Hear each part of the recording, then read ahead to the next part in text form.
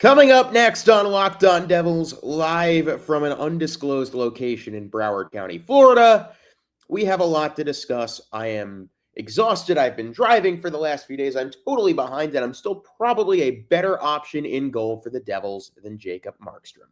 Cue the intro.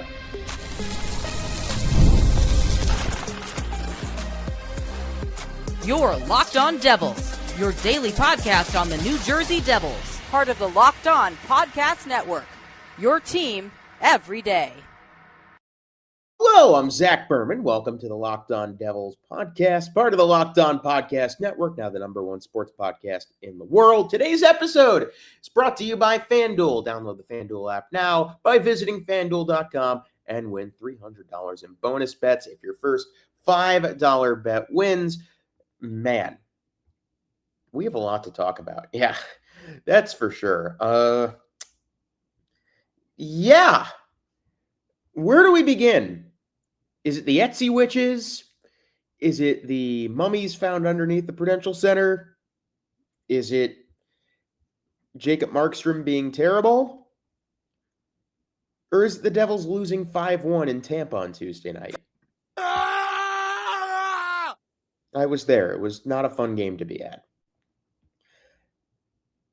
We're going to talk about all of that. We're going to preview Devils and Panthers tonight. Boy, if you love non-game action, non-hockey injuries, boy, are you in for a fun show today. But yeah, I'm Zach Berman, the host of Locked On Devils, and a couple articles to go off of. First, Dan Amoya, love the man, friend of the podcast, reported that somebody hired an Etsy witch, finally, to stop the New Jersey Devils' curses from continuing to be inflicted upon the organization.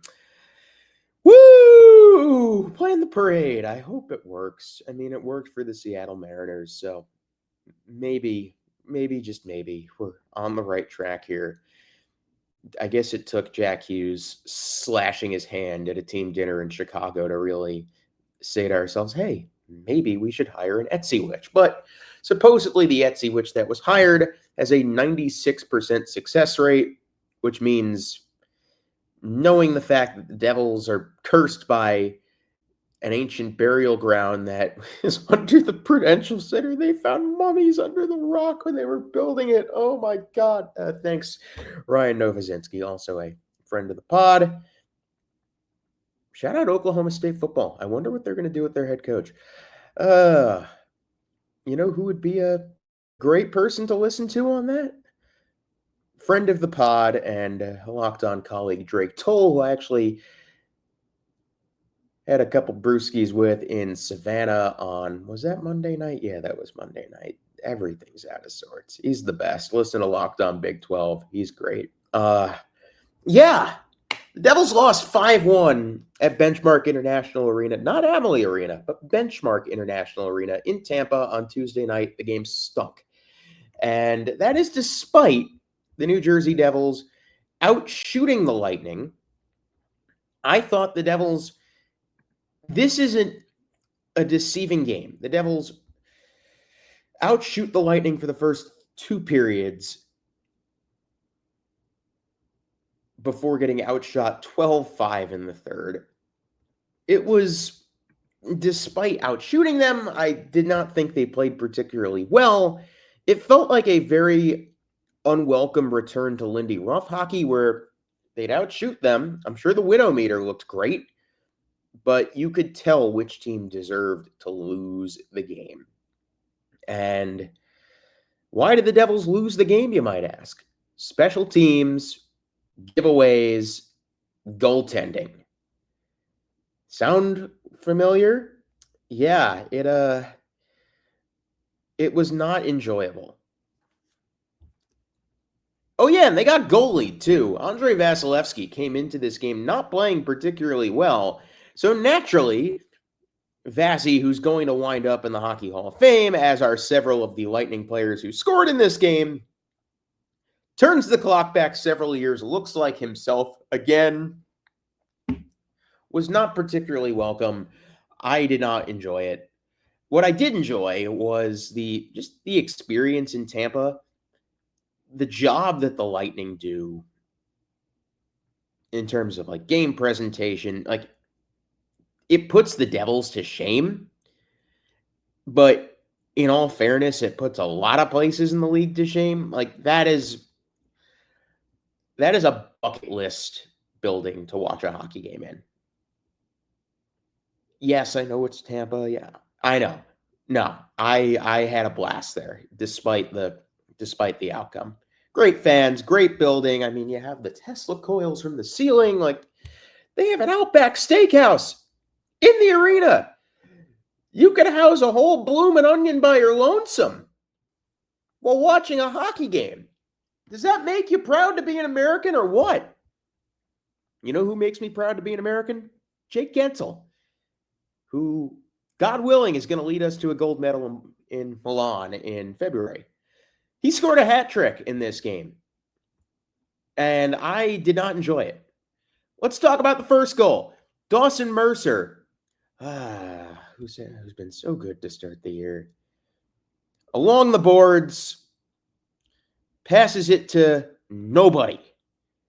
And Jake Gensel scoops it up. He's going back the other way. He scores on the breakaway. Now, Jacob Markstrom, who had a bad game, who's had a bad start to the season, who was signed to a 2x6 after coming back from a knee injury, and the night after he had his worst game of his career, allowing 8 goals in Colorado, was signed to a 2x6. We'll get into that later in the episode.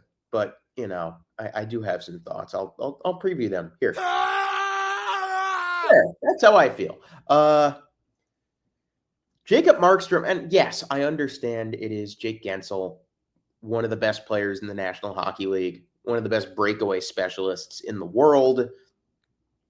Jacob Markstrom did not even attempt to save it. He just stood there and was like, okay, all right. Maybe you'll shoot it right at me. Maybe you'll miss. Yeah. Opens his legs up, and that's a 5-hole, easy breakaway goal for Mr. Gensel. 1-0 Bolts. Oh, yeah, another signature aspect of Lindy Ruff Devils hockey, giving up goals in the final minute of a period. That happened here. 1938 of period number 1. Luke Hughes with a bad game, really bad game on Tuesday.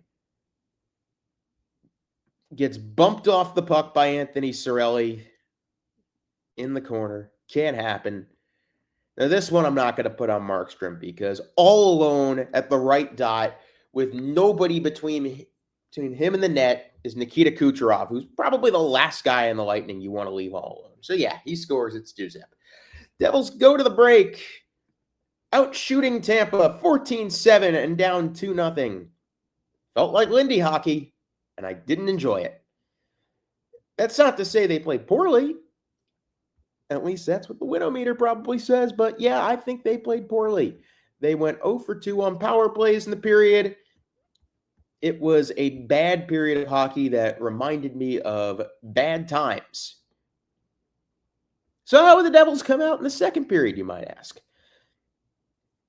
Bad penalty by Luke Hughes. Don't love that. And on the power play, one of 2 power play goals that Jake Gensel would score. It's 3-0 on the deflection. Jacob Markstrom felt a little bit out of position there, but Gensel was left all by his lonesome.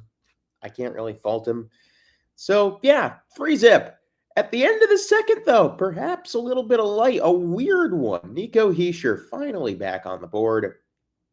It was initially ruled a goal, then deemed no goal, and then it turned out that J.J. Moser put it into his own net. Hischier from Gritsuk and Bratt. Yay! The Devils have life going into the break. So naturally, they would come out and they would play their worst period of the game. Getting outshot 12-5 in the third period. Darren Radish. Point blank slap shot from the middle of the ice right at Jacob Markstrom, and it goes promptly through him for a John Gillies-esque goal that put the game away, had me mad. Like, what are you doing, buddy? How do you let that in? And then afterwards, Jake Gensel scored. Throw the hats. I didn't throw mine. 5-1. They miss Jack Hughes in finishing. They miss Jack Hughes in vibes. And with no Jack Hughes and Jacob Markstrom looking bad, I am concerned. Because that felt like a game where a lot of bad habits are starting to creep back in. Now, I'll give them a pass for a few things.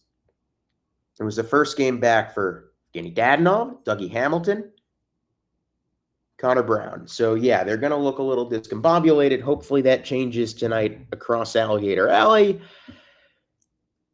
But it just felt a lot like the Devils of old. And maybe it's just, I don't want to say past trauma. Maybe it's a little bit of past trauma talking. It kind of feels like they're on the precipice of something not great with a compressed schedule the next 2 months. No Jack Hughes. There's no guarantee everybody else is going to stay healthy. I don't love where the vibes are at. Yes, it's one game. But, I mean, I tweeted earlier Tuesday, I said I didn't have good feelings about this game. And they were due for a night like that after playing 5 straight games in overtime. A team like Tampa, who has not had the start to the season maybe they wanted, but still has the capability on any given night to do that to you. Yeah, that happened, and it's up to the Devils to flush it. Now, a couple positives from Tuesday's game before we go to break. Simon Nemec, noticeably good again. This guy is blossoming into a great NFL defenseman before our very eyes, and it is amazing to watch. Evgeny Dadonov looked good first game back. Excited to see what he can do once he gets really integrated back into the fray. And Nico Hischier, after not looking great, definitely may have been fighting something injury-wise. He looked like Nico Hischier, and it was sorely missed. Nico, Brat, Gritzuk, that line was splendid. What else? Luke had a terrible game. Dennis Cholowski had a terrible game, probably his worst as a Devil. I think the Luke stuff, and that's not to excuse him being bad, because he has certainly been bad to start the season. I've ragged on Simon Nemec.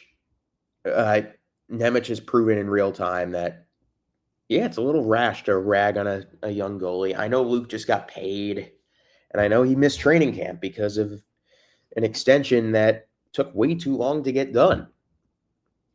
So I'm willing to cut Luke a little bit of slack here, but at the same time, he's got to be better. Like, has to be better. I need a big night from Luke Houston. I also need more from Timo Meier. He has just not been what he has been getting paid. And especially without Jack Hughes, the Devils need Timo Meier to put some pucks in the back of the net. And that's going to be tough because they don't have Jack Hughes. And, he slashed his hand. Yeah, let's hire an Etsy witch. Yeah, let's check to make sure there are mummies underneath the rock. Yeah, everything's fine and dandy. How does this team have a 13-5-1 record? It is amazing. In spite of everything. In spite of the fact that Luke has had a bad start. In spite of the fact that Timo has had a bad start after coming out on fire to start the season. In spite of the fact that Jacob Markstrom is one of the worst goalies in the National Hockey League after getting extended to a 2x6. We can talk about Jacob Markstrom after the break. I know you're looking forward to it. I'm looking forward to it. This is Locked On Devils. My name is Zach Berman. I need more coffee. Today's episode is brought to you by FanDuel. The lovely folks at FanDuel are excited that the NBA is back, and there's no better place to get in on the action than FanDuel, the official sports betting partner of the NBA. Even if you missed the start of the game or want to ride the hot hand, FanDuel has live bets on everything from who will score next to fourth quarter comebacks. Plus, you can even combine your live bets into a same-game parlay for a shot at a bigger payout. It keeps every game so exciting, especially when your team is making that late push. Right now, FanDuel is giving new customers $300 in bonus bets when your first $5 bet wins. So head to FanDuel.com to sign up and play your game with FanDuel, the official sports betting partner of the NBA. Woohoo! My NBA team is they're in an interesting spot right now. If you don't know, I am a Portland Trail Blazers fan. How'd that happen, you might ask? Well, that's a story for another day, not when we're previewing a game and about to rip on the Devils goalie. I'm a Portland Trail Blazers fan. They're 6-9, and they lost on a buzzer beater to the Chicago Bulls and Nikola Vucevic. Yeah, that stunk. Speaking of the Chicago Bulls, Benny the Bull was at Devils Lightning on Tuesday. I don't know why, but he was there.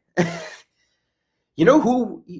He showed up. Good for him. Because you know who didn't show up? Jacob Markstrom. He hasn't shown up all year.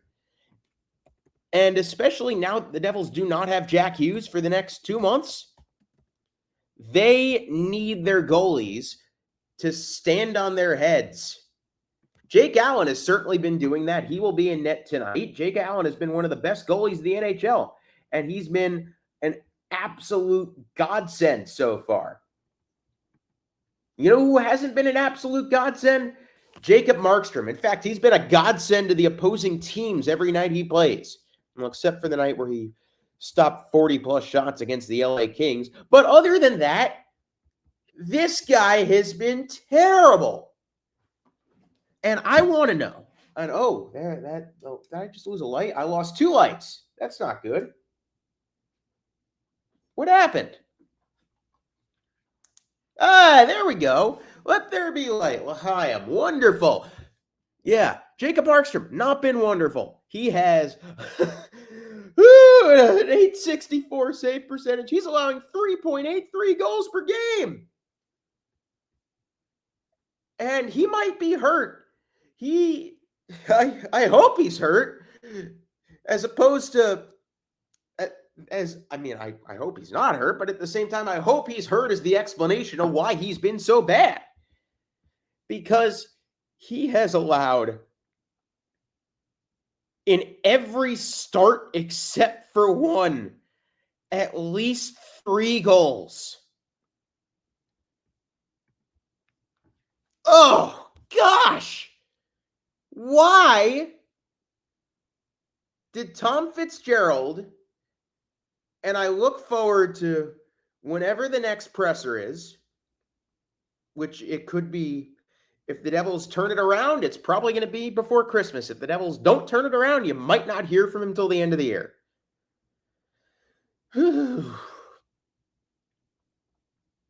Why did Tom Fitzgerald feel the need to push through a Jacob Markstrom extension after the start he had to this season, after he went down with an injury, and after he gave up 8 goals in 1 game to the Colorado Avalanche?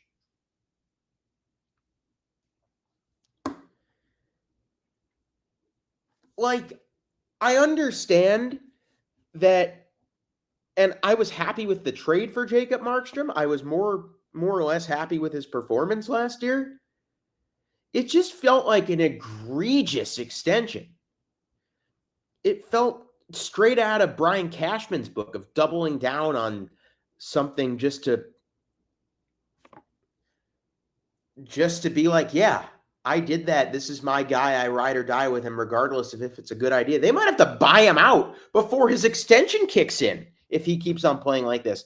Hopefully it's injury related and he gets his stuff together. He's out after tweaking something, which might have happened in the Chicago game. I don't know. Of course, he's not starting tonight. Jake Allen is starting tonight. Thank the Lord. But yeah, he has not been good enough. He has not been good enough. And without Jack Hughes and without the Devils' 2 best defensive defensemen, Brett Pesce and Jonathan Kovacevic, for the next month, if Markstrom does not get better with how competitive the Metropolitan Division is, things could get really dicey before Jack returns. And I don't love that.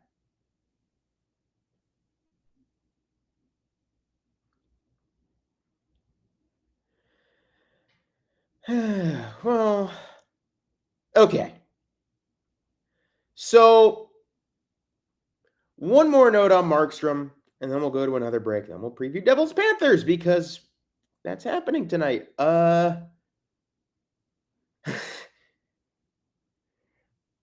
not Moro Jorg fan, who I love your account, man. You're the best. He quote tweeted me when I said Jacob Markstrom's starting to reach Vitek Vanacek territory where you hold your breath anytime the puck is near him, not what you want. Vitek Vanacek's save percentage was 26 points higher than Jacob Markstrom when the Devils offloaded him to San Jose. Ah! Sorry, I'm totally doing like the great value brand Steve Dangle, but watching Jacob Markstrom drop on the deck and flop like a fish was maybe warrants it. Okay. Where were we? Devils Panthers tonight at Amerant Bank Arena in Sunrise, Florida. We'll preview that after the break. Thank you for making Locked On Devils your first listen of the day. Thank you for making Locked On the #1 sports podcast network in the world. Today's episode is brought to you by the lovely folks at Rougiette. Let's be real, making excuses doesn't solve anything. We've all heard them before. It's just stress. I'm tired. I can't perform after signing a 2x6. It happens to everyone sometimes. But when it comes to performance, sometimes your body just needs a little extra support, and that's where Rougiette comes in. Rougiette.com offers fast-acting, doctor-prescribed treatments for erectile dysfunction designed to help you. Stop making excuses, start making moves. I got to learn to do that and somehow tie in Jacob Markstrom without laughing. But Rougiette makes it easy to get started. You connect with a board-certified doctor, 100% online, no awkward waiting rooms, no in-person appointments, no day-to-day for 6 months. Shout out Taylor Hall. If prescribed, your treatment ships discreetly straight to your door. The process is fast, simple, and private. It's all handled by real doctors. It's all about confidence, connection, and getting back to the moments that mattered. Maybe a plus 900 save percentage, as a matter of fact. Visit Rougiette.com/LockedOnNHL to get 15% off your first order. That's Rougiette.com/LockedOnNHL. And don't forget to use your code LockedOnNHL so they know we sent you. Rougiette, stop making excuses. Start making moves. Devils Cats tonight in Sunrise, the New Jersey Devils, their second meeting of the year against the back-to-back Stanley Cup champion Florida Panthers. And after Jack Hughes went down with a non-hockey injury at Chicago Cut last week, perhaps Florida saw that and said, hey, how can we one-up this in the weirdness department? Enter one of my favorite non-Devils in the league, Etulo Starinen, glue guy and then some, burns himself in a barbecuing accident, per Panthers head coach Paul Maurice. Was he grilling the steak that Jack Hughes was supposed to eat? He's out week to week. Jeez, I hope he's okay. Florida, 10-8-1. Obviously, they're battling the injury demon and the cup tax. They just unveiled their Winter Classic uniforms for Panthers Rangers at Lone Depot Park in Miami. Love the cat on the chest. Too many stripes in the sleeves. But yes, the Panthers are very beaten up, but at the same time, you really can't.